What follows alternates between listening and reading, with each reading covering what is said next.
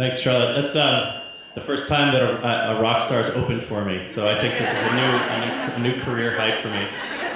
It's really an honor to be on this incredibly cool-looking panel. And I want to start with a question here. We're asked to think about an anecdote which reveals something about the change in Jewish identity. I wonder if there's a time that any of you can remember for yourselves where things turned out exactly the opposite of how you expected.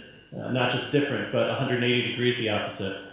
For me, that's what happened around my coming out process. I thought that coming to accept myself as a gay man would be the end of my Jewish identity, would be the end of my Jewish religious life, that God would hate me, that my family would disown me.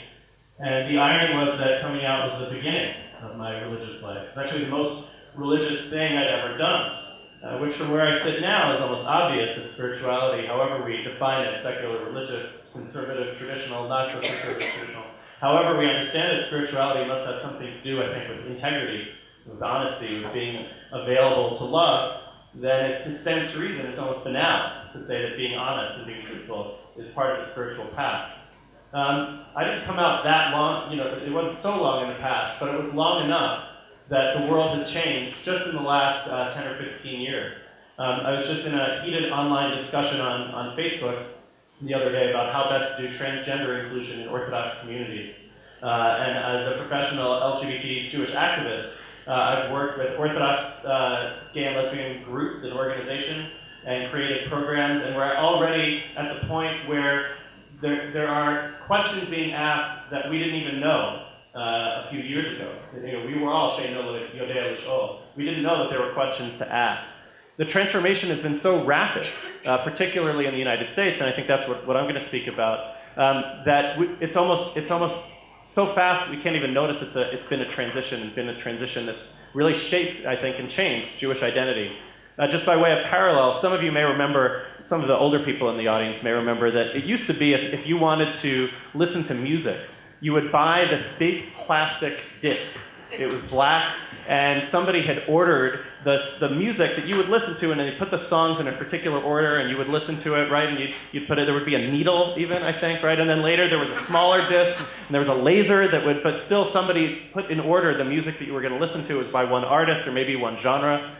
Right, whereas now, of course, we take for granted that we mix and match, that we make our own playlists, and what makes a good playlist is not uniformity of genre, but multiplicity of genre.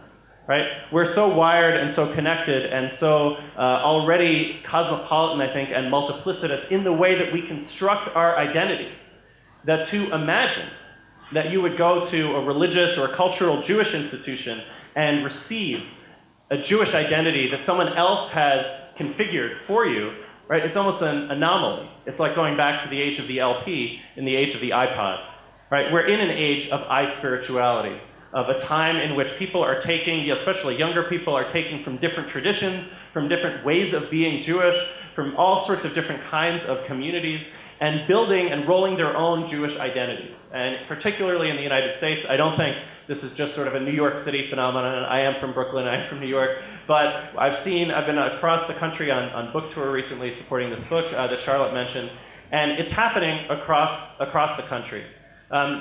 We're neither bowling alone, right? We're not doing this on our own, nor are we joining pre-established organizations. I think the empowerment of the internet is one of those factors. The virtual is real. There's a notion that, well, we still need to have flesh and blood kinds of experiences. But I've seen communities constitute themselves online primarily, and then come together in the brick and mortar world only secondarily. We're constructing identity that doesn't quite fit into the denominational boxes that we may have grown up with, particularly in the United States. Some identify as trans-denominational, some identify as post-denominational. The denominations themselves are reconfiguring and trying to figure out what does it mean to be a conservative Jew or a Reform Jew and so forth in 2012 and beyond. And I think there's actually a lot of really good work that's going on within the denominations to redefine what a denomination even means. I think, as someone who's worked in the Jewish nonprofit space now for about 10 years, the great holy grail, if you're running a Jewish nonprofit, is the unaffiliated. How can we reach the unaffiliated Jews, particularly in the United States, who are just unfortunately ignorant of the wealth and wonders of the Jewish tradition? And if we could only market to them better, we would be able to, bring them all into our pre-existing Jewish organizations. I want to suggest that the unaffiliated aren't unaffiliated, they're disaffiliated. They're making choices to affiliate differently and affiliate in different forms of communities, and they may see themselves primarily, let's say in my case, people in my own community, in my own organization, may see themselves primarily in the LGBT community and secondarily in the Jewish community, or primarily in the social justice community or related to the Occupy movement, and secondarily in Occupy Judaism and in the Jewish social justice movement.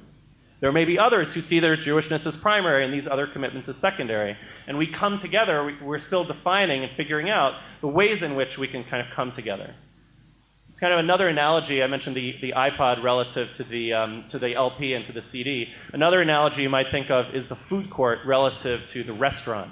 When you go into a restaurant, it's a particular style, there's a menu, here are your choices, right? Synagogues and Jewish communal institutions, JCCs and others, have learned that in order to succeed and to thrive with the kind of mix and match ethos that we find today, particularly among younger people, we need to look more like food courts. It's not going to be one product that everyone likes, but maybe we can enjoy our different products, so to speak, within one community and coming together and doing that. That, I think, is actually a move toward real empowerment of diversity and pluralism within the Jewish community. So kind of the last point I want to make is whether this is all a terrible crisis, and as Charlotte maybe warned us, or whether this is an opportunity. I think it's both. These changes in configuring identity are not specific to the Jewish community.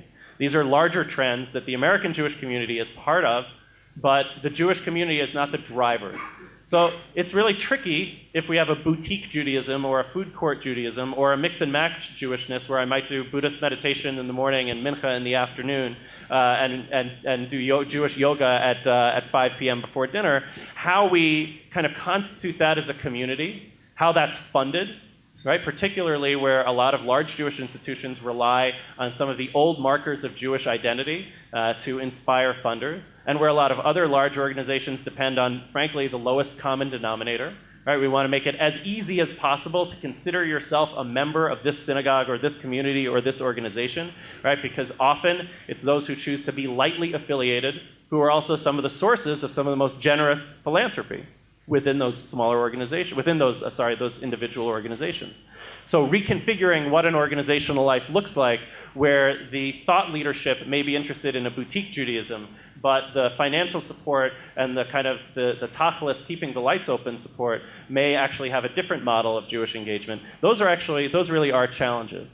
But personally, I've learned to stop worrying and love the age of I-spirituality. I find this time of Jewish innovation, particularly in my community in the United States, to be one that's really exciting. I think there's more innovative rethinking of what it is to be Jewish by people who actually care about that question, right? And are not changing Judaism to destroy it, but actually are interested in redefining the very notion or notions of Jewishness itself. So I think it's both a crisis and an opportunity, but either way, I think it's inevitable.